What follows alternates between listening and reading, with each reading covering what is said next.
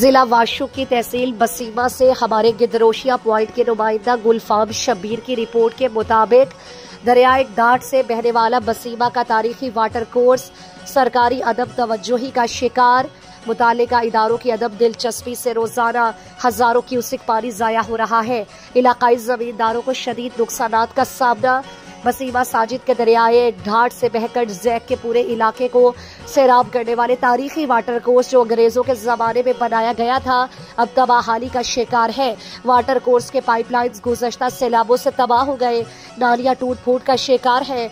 जमींदारों को करोड़ों रुपए के नुकसानात का सामना है। रोजाना की बुनियाद पर हजारों क्यूसिक पानी जाया हो रहा है। इसके अलावा जो पानी सैकड़ों जमींदारों के जरिए मुआश हुआ करता था, आज वो पानी मैदानों नदियों में बहकर किसी दर्द के दवा नहीं, मगर सरकार की जानिब से कोई नोटिस लेने को तैयार नहीं।